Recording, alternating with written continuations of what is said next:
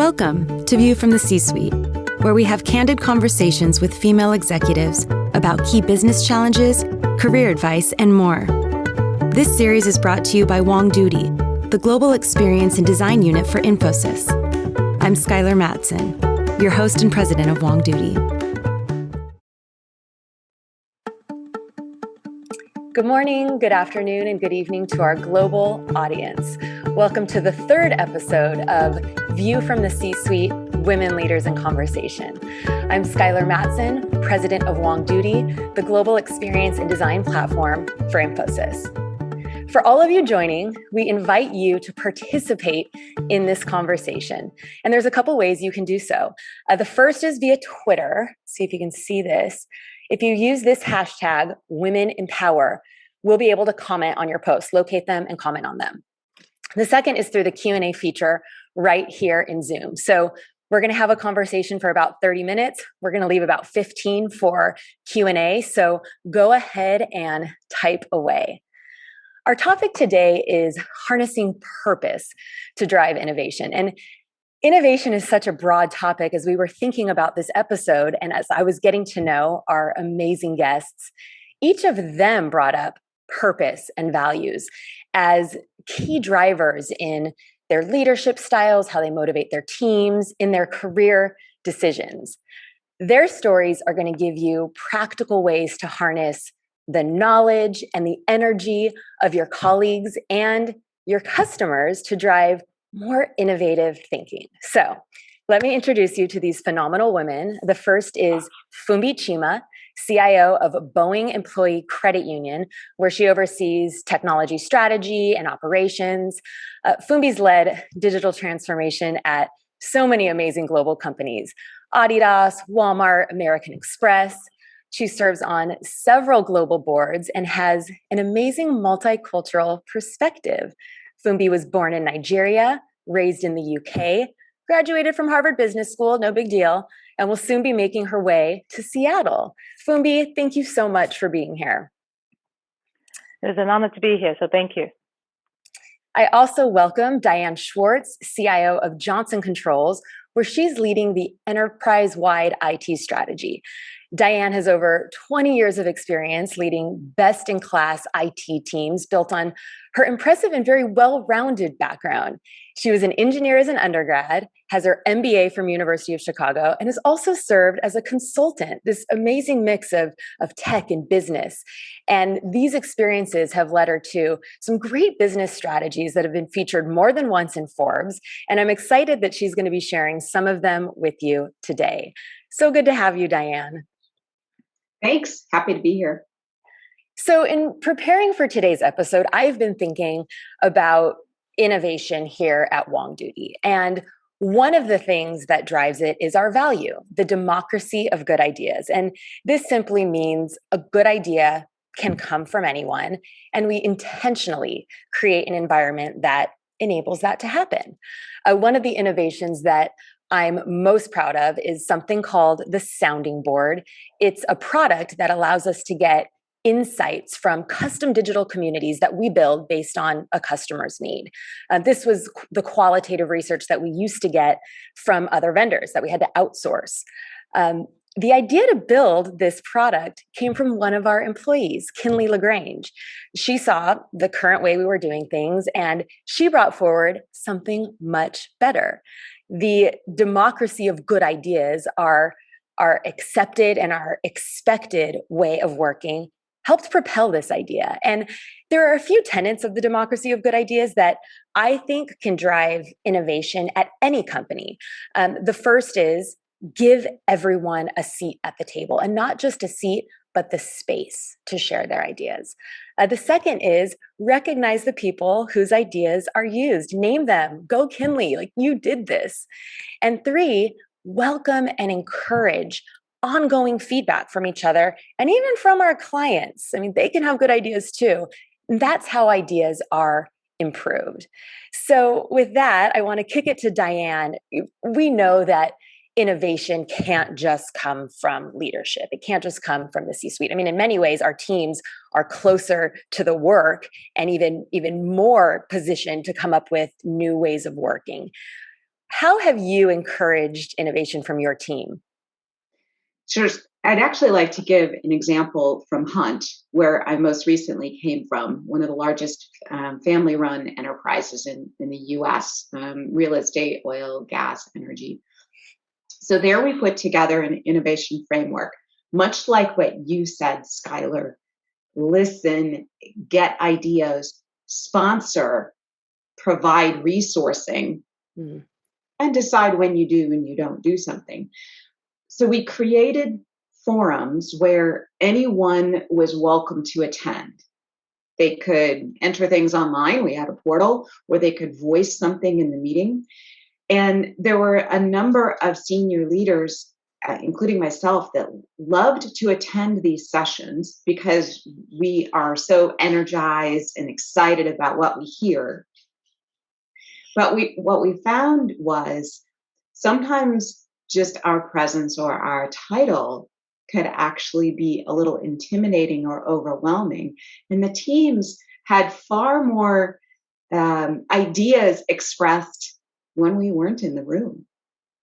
So it was an interesting learning for us to step back, really empower the teams, and get excited later and honor them and give them all the credibility. But sometimes it's not actually our role to be so close to where the action is and let the action happen at the edge. And it can maybe happen faster as long as the teams are empowered and resourced. That's interesting. I never thought about leadership, perhaps, I don't want to say getting in the way, but perhaps creating an environment where ideas couldn't flow as easily, or people are holding back and maybe don't feel as comfortable just sort of throwing anything out there with, fear of being judged. Not that we would ever do that as leaders, but that's an interesting perspective to bring up. So you found that your teams did better when leadership wasn't there. And then did you have a framework for how they'd present ideas to you? And how did you decide how you were going to move forward with things?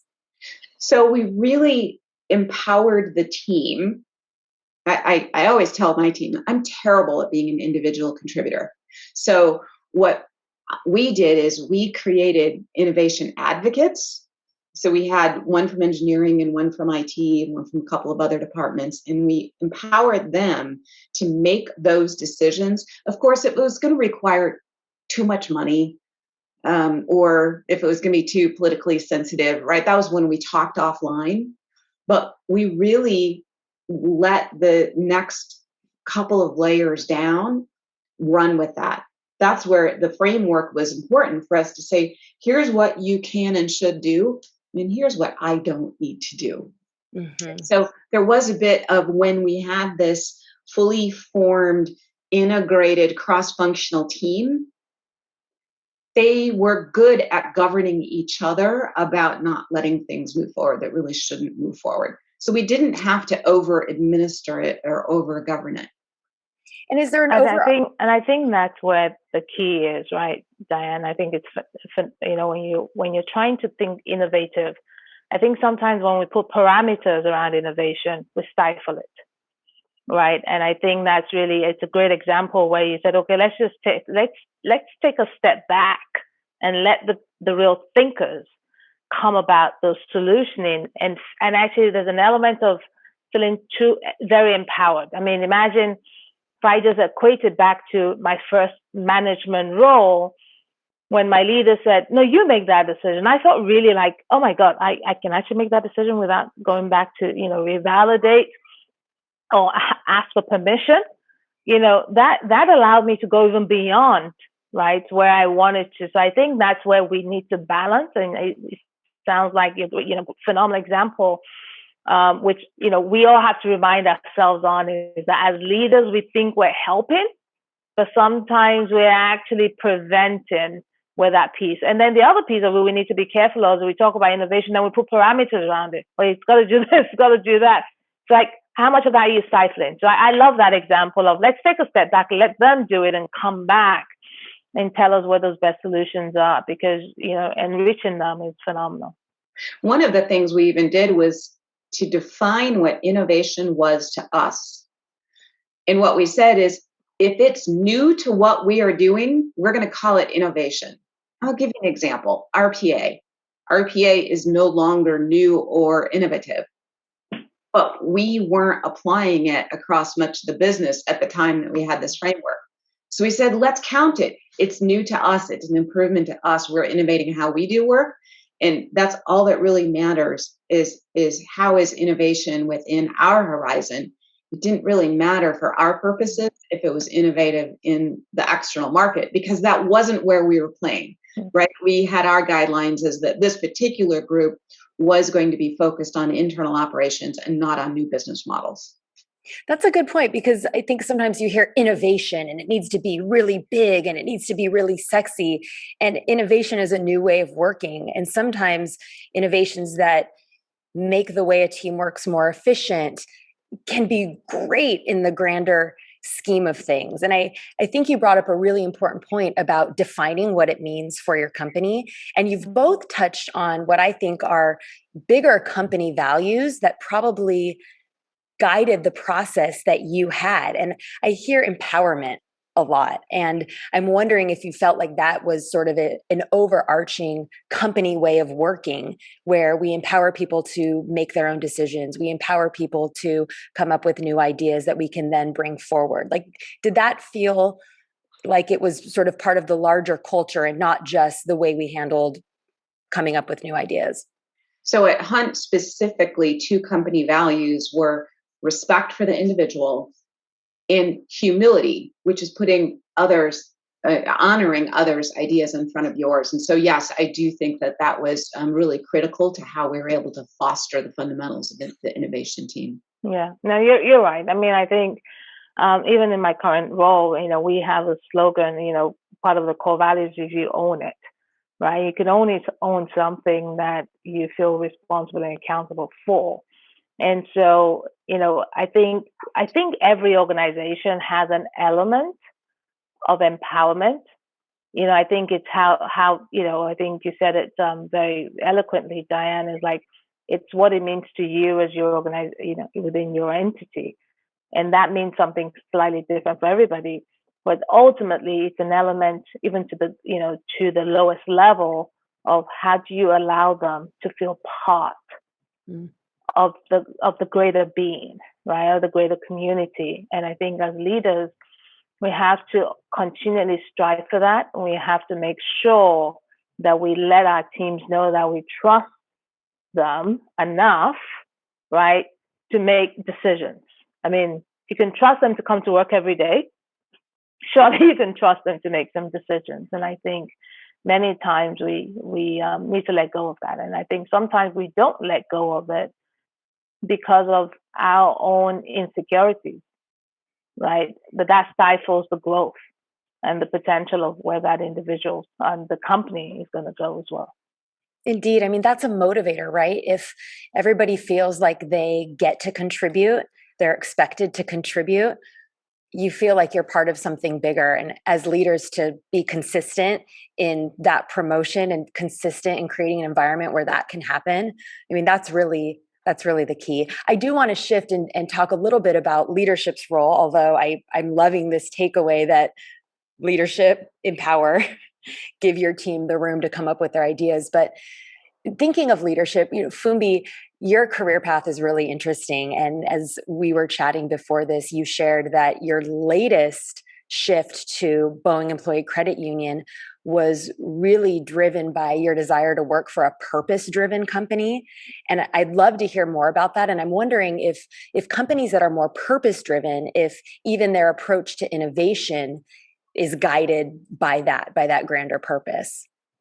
Yeah, I mean, it's an excellent question. I think, so people make decisions for a variety of reasons. And I think a lot of mine was really more about legacy. And, I have a beautiful 2 girls, and that I think that, they hold me every day, and it makes me want to even do more than I've done before. And I've been, grateful and lucky to work for amazing companies with great brands. But it touches a point in your life to say, okay, that and then what? right? And I think the value for me is about how do I continue want to make an impact to the community in a meaningful way around, well, in this case, financial health, right? To not just the community, but also the banked and unbanked, right? So that extends that reach in ways where we probably haven't done before. And I think when you ask that question around innovation and what does it mean, I think when you ask about people why they work for the ECU, it's basically because of exactly that. They allow me to be who I am. They allow me to thrive and grow and build beyond my own imagination. And I think that's the art of innovation. And we don't put boundaries around here is where you need to be. It's like when you see it, if it's right, own it, right? And if you can own it, you drive it through. And I think that's what's fun. That legacy and kind of grown beyond, and being part of that is a lot more fulfilling, right? Not that other companies have not, but there's an element of special fulfillment for me as a personal driver, as an initiative to help make that difference. And then bring in, I think the icing on the cake, I always tell people I have the best job, right? Because the icing on the cake is I'm working for a company that allows me to provide that value but also contribute from a technology standpoint. So it's like, how can you have both cake and eat it? But it's phenomenal. I'm glad you've ended up there and you made it happen, right? I mean, you knew what you wanted. It was very intentional. You were very intentional. We'll get to more of that as we pivot into career advice in a few minutes. But Diane, I do want to give you a minute to talk about something I read about in Forbes, where you use soundbites to help drive innovation through your teams, because I think this is a tactic we can all kind of grab onto and consider if it would work at our own companies. So I tell my team, here's a soundbite: words matter. Not just my team, my family. Use your words. Have we ever said that? But we can remember the taglines. If you have a company strategy, or if you have an innovation purpose that's more than a dozen words, or even a dozen words, who's really going to remember that?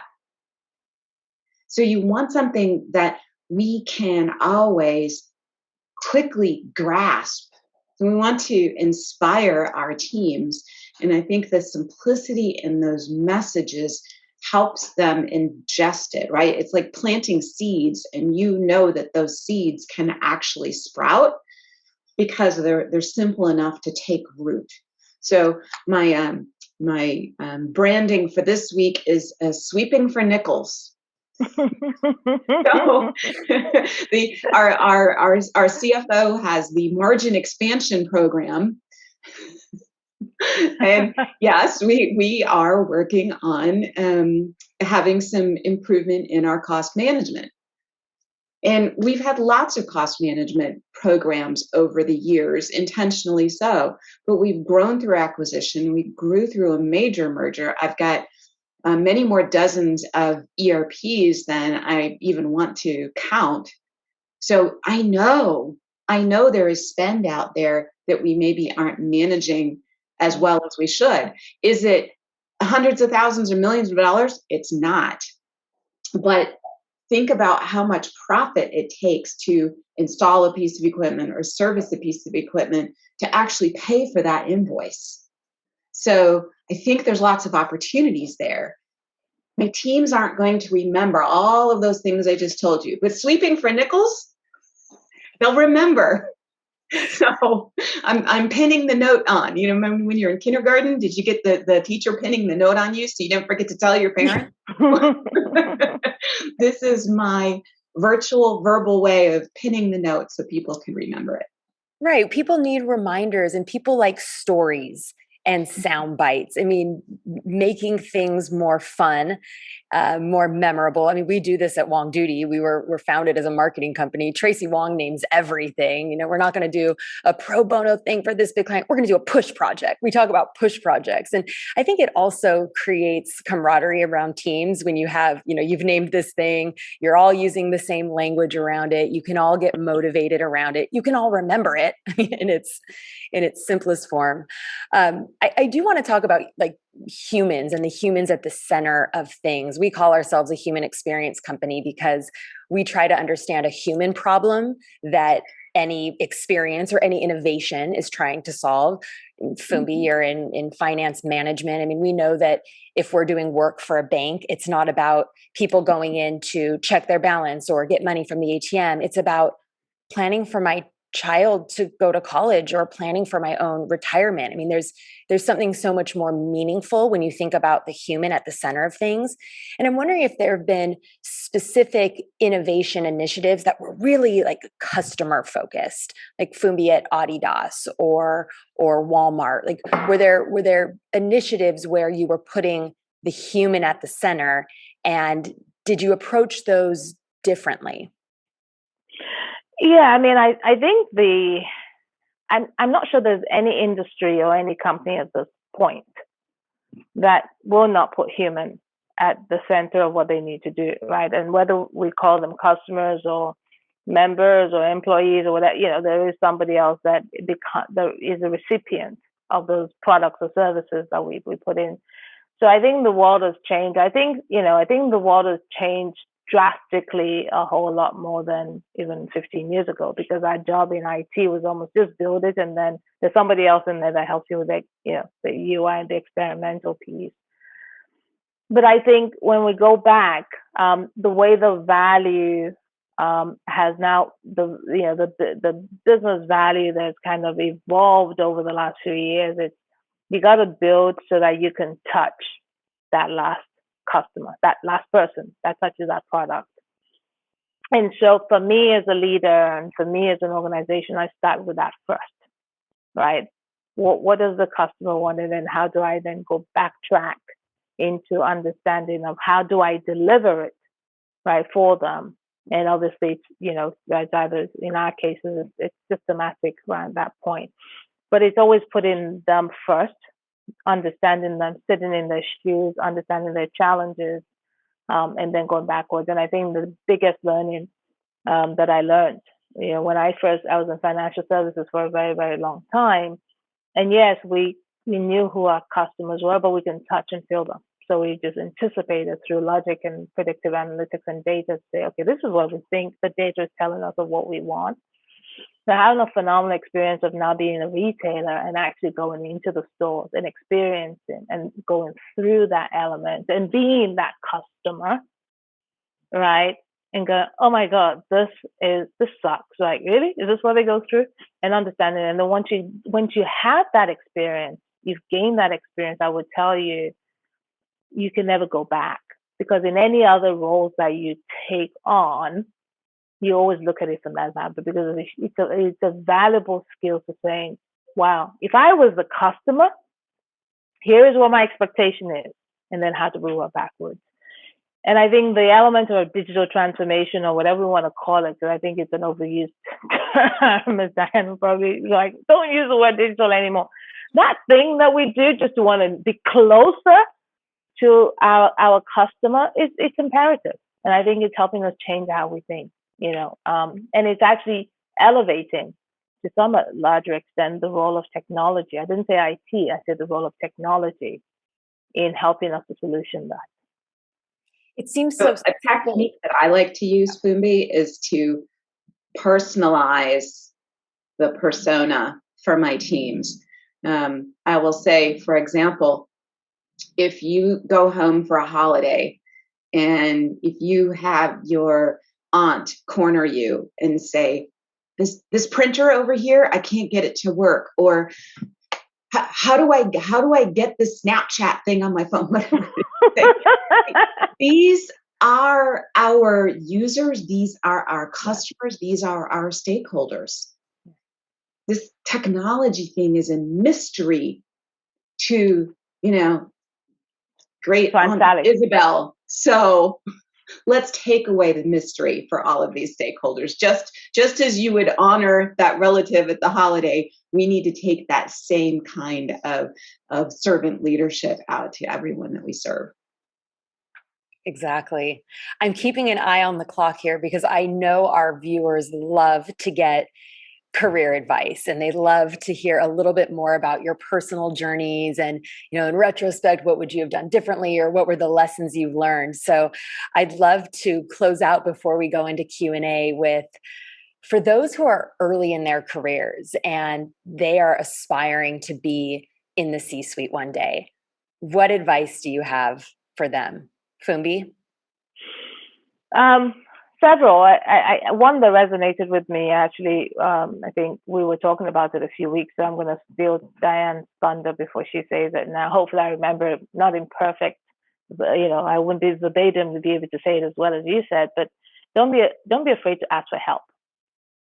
Right. And I think the day that you said it, I was like, actually, that's true, because many times, especially, I look at it from a gender standpoint, right? We don't want to, because we feel like we've got it all, got to take it all on the shoulder. There's still a number of times now that I have to go put my shoulders down because I'm carrying so much. And I realize that I have to consciously bring my shoulders down because I'm not asking for the help. Right. And I reflected that afternoon. So thank you for that advice, because I'm actually practicing as well. I reflected and go, if I had asked earlier on, where would my journey be? I'm totally happy and content and, blessed and lucky to be where I am today. But just imagine if he had asked a little bit more, if I knew what I knew now then, I think I would have done a whole lot differently. So I think the biggest advice is do ask for help, but not to be scared to actually ask for the help and tell people where you want to get to. What is your end destination so we can help you, right? Don't just ask for help. I just want to be. But what's your end destination? And be willing to have the ears to hear the advice, because some of it's going to be hard, right? Some of it may be things we don't want to hear, like, I'm not as good as you really think I should be. Feedback is a gift, but we have to be open to it. So those are my 2 or 3 things that I would say would be the biggest advice. Ask for help with the intention of where you want that help to get you. Yeah. I think that second part is such good advice as well. Diane? Yeah, and we are better together, stronger. So have a resilient career. A career is not a ladder up. It's more like that geodesic dome. Take risks, move outside of your area, work in marketing or IT or in a startup or in accounting. It makes you such a stronger, better person with empathy, because you see things from another perspective. Makes you far more marketable in the end, because you show that you are versatile and can do many things. Fantastic. I want to name something here because I think it's important for everybody who's joining us today. We are in the C-suite and we're continuing to learn from each other. Fumbi's saying, gosh, Diane, you said this and it was reminding me, to ask for help. And, I'm writing things down. You never really get to a spot where you're like, oh, and now I know what to do. I mean, right? I wish. I mean, luckily we've learned that it's okay to admit that, because it's going to help us get to where we need to be more quickly. But I loved that interaction of really all of us sort of nodding and learning with one another, because that never really stops. I'm peeking over at these questions coming in, and there are some really great ones. Let's see. I want to start with one from Jacqueline. And it's a great question. What are some other examples of how you make your teams know that you trust them to make decisions, right? We've talked about we're going to empower these teams. How do they know that we trust where they're going? Whoever wants to take that one. I don't know whether I'd say I trust where they're going. I think the reality is if you trust, right? Trust is a powerful thing. And for me, it's demonstrative when I know that they are vulnerable enough to say, if I fail, she's got my back, right? And I think that's an important element, because I think sometimes we go, are they doing the right thing? What if they're doing the wrong thing? It's okay. right? For me, it's okay to fail. It's okay to make mistakes, but I have to, I'm going to be there to support you because we are making that mistakes together, right? It's not you fail, it's we fail. Okay, then we'll pick up and learn from that. And I think that's what I always tell people is I always turn it the other way. It's not as always when it's always good to say, well, we can make great decisions. The challenge is always when how do they really know you really trust them is in terms of adversity, right? And I think that's the fundamental. And for me, that's when my team knows it's I got your back regardless. We're in this together. It's a we, not a you or an I. I think that's important. And how you talk, how you behave, your mannerism, it all matters because it's all those unspoken, body language that goes a whole long way. Yep.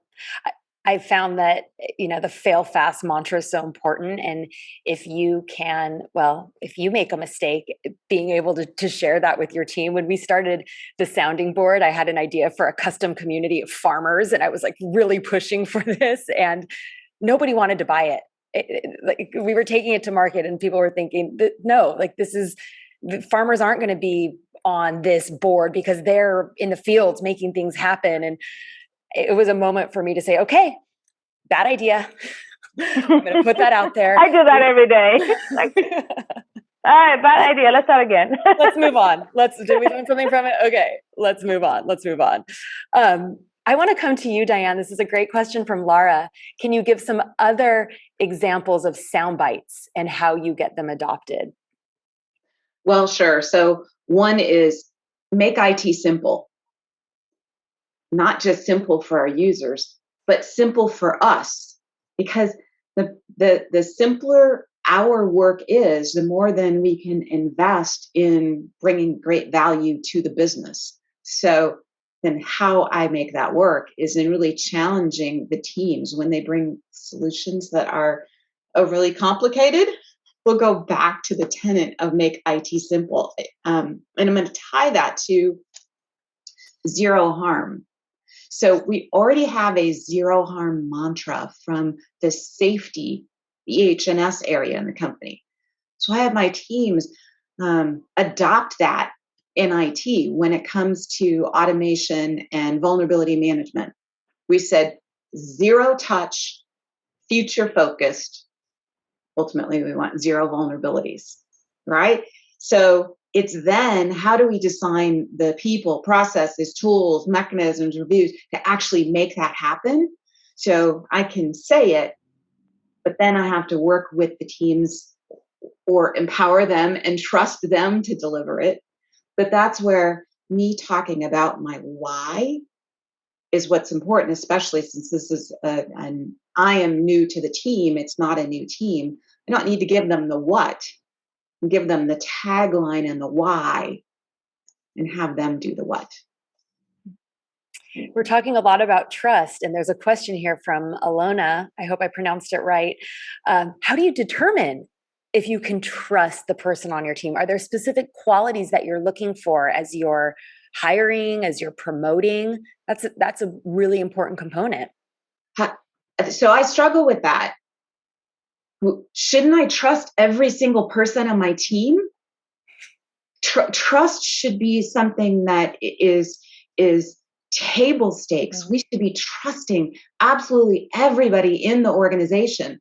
Okay, every now and then there is a person who will violate compliance or ethics, and that is a bigger problem, right? Let's just acknowledge that sometimes that happens. We hire great people, and if they're not delivering, if we're not developing them, I'm sorry, but that's on me. So I believe we should inherently trust everybody in an organization if we're providing them the tools, if we're providing them our why, and educating them on the strategy. Sorry, absolutely. I jumped right over that, but I felt passionate. No. I was going to answer exactly the same way you did, because I felt like it's table stakes. You absolutely have to. I mean, unless they prove you wrong, that's a different element. But you still have to give them chances, regardless. So, otherwise, why hire them? Why are they part of your team? I always say to people, everybody on my organization, we're all one team. I got to be in the same bunker with you. And the moment that I don't want to be in the bunker with you, then that means maybe it's me, because I'm the minority versus the cohort, right? It's a community. So I totally am 150% alignment with what Diane said. Fantastic. A little provocative. I loved it. Okay, this is a question from Renee. Innovation often goes hand in hand with prototyping and with testing, especially when trying to build a business case. Do you have any thoughts on what makes a great MVP, minimum viable product, and test approach? I think Diane's good with marketing. And she's got all those good slogans. And I'm going to leave this over to her. No, I'm joking. She'll help package it well. We've got a great audience. I mean, these questions are tough. Keep them coming, folks. Yeah, let's not overthink the MVP, right? If you just go back to what Agile is all about, let's carve off something that is small and achievable that we can learn from. So often I see that my teams, past, present, and probably future, when they're defining an MVP, it's really the whole thing. Yeah, it's the full thing. So when we talked about our definition of innovation, why don't we talk about what our definition of an MVP is and define success up front? I tell my teams the project charter is probably the most important deliverable we have in any project, because it sets our expectations accordingly ahead of time. So don't try too hard. Don't try to take on too much. I love it when people say, well, I have to create a business case. I'm like, a business case for innovation. If we create a business case for every single innovation, would run out of money. You got to put the pool together just to know that if you think about how many innovations are being created, right? How many new ideas are being created a minute? And how many of those succeed? It's probably 0.001%. So if we have to create a business case for every single one, there would never be an idea, right? So, back to where you said, Diane, because it's like, sometimes we try to make it perfect. So we have that, lovely muffin with toppings on there. I just want something with flour and put it, okay, I put too much salt this time, I'm going to throw it away, right? And next time it's going to have less vanilla in it. That's okay, because we've got that pocket of ideas, of generations, of, thoughts that's going to help us redefine. And I think that's the way we have to think about innovation. If I were in my mid-career right now watching you two talk, I would be thinking, I want to work for them so badly because they empower and they trust, and they're going to define a North Star for us to follow, but we don't have to get perfect with anything as we're learning and trying, and we can fail. Yet there are a lot of people in leadership who micromanage and they don't trust. And there's a great question here from Fadi. What is the best approach to get a micromanager and a perfectionist leader to trust his team or her team and get out of the weeds? I mean, this is somebody who needs to manage up, right? To help create an environment where they can thrive. That's a good question. It's a great question. I wonder, sometimes I use an analogy to say that everybody wants to do the right thing based on what they think is right. Okay? Because no one's intentionally going to want to be micromanaged because it's miserable, right? Are they self-aware, right? And because if you don't know you're micromanaged, so as much as we give feedback goes both ways, right? I always tell my team, I'll give you feedback, but you give me what I'm not doing right. And so I go back to the person who's asking the questions. Have you given them the feedback to say, from my lens, or in some cases, data, is paramount. From what we've all gathered, you may be deemed as a micromanager. And here are examples of what it is that is enabling us to, describe you as such, and maybe, how can we work together to enable you to kind of make that? Because if I'm not self-aware, I doubt that person is going to want to keep doing that. or they've been, so they're different. I mean, for me, they're different situations, right? And then if they still don't, and then it's about seeking help, right? There's training, there's, professional coaching. There's a whole lot of things that their leaders can provide them through feedback. Feedback is important. It comes down to the dialogue. So that question can be answered from a top down or a bottom up. And sure, managing up is harder. But if you drive the conversation about outcomes, almost goes back to the project charter conversation, to a leader, help me understand the outcomes. What is your end game? And I can get there here, or here. Which way do you want me to go? And chart out some of that path. So almost being more upfront, you may gain the trust from that person. But I'll tell you, I did something a little provocative earlier in my career because I had a micromanager. Don't we all? It happens. We did not work more out likely well. than not. Yep. I went to his peer for career management, said, I really would like some career advice on managing up. I'm going to give you some scenarios and would really like your input on how I can do this. Well, that conversation got an awful lot of legs, and let's just say I wound up coming out on top, and my supervisor was eventually exited. So I'm sure there was a whole lot more to the story. Like I said, I was way younger in my career, but it goes back to asking for help. Yeah. Right? Just like with marriage counseling, you and a spouse or a partner may not be able to figure it out unless you have somebody with some other eyes. So sometimes you need help just with the conversation. You need to figure out who is the right person to give you the help. And if you're in an environment where you can't succeed, speak up. Speak up. There's a great question here from Amanda. You've spoken a lot about being willing to fail when innovating, but for a lot of employees, especially more junior, failure can feel like a big career risk. What are specific steps leaders and managers can take to cultivate a company environment that supports failure? I have a soundbite for that. Oh, of course you do. Lay it on us. I need a book of Diane soundbites. What's the worst thing that can happen? Okay, the worst thing that can happen is I lose my job. You know what? I just made myself more marketable because I showed I was willing to take a risk and I added it to my professional development. And guess what? Somebody else will probably pay me more money and I'll be continuing to add. That's the narrative. That's my narrative for failure. And you are very brave. I can't top that. That is amazing. You are brave. I mean, we're all like, yes, that requires courage to do that. There's a question here from Kinley that's a little bit of a shift, but I think an important place to shift to, we're talking to two CIOs, and she's wondering, how do you facilitate an environment of collaboration with other disciplines in your company? I mean, Diane, it's kind of like you work in marketing and sales as well, but and Fumbi, like now tech and marketing and who the customer is and insights, it all goes hand in hand. How are you sharing knowledge, seeking knowledge, collaborating with really key players in other departments? Well, I think we sit in the center.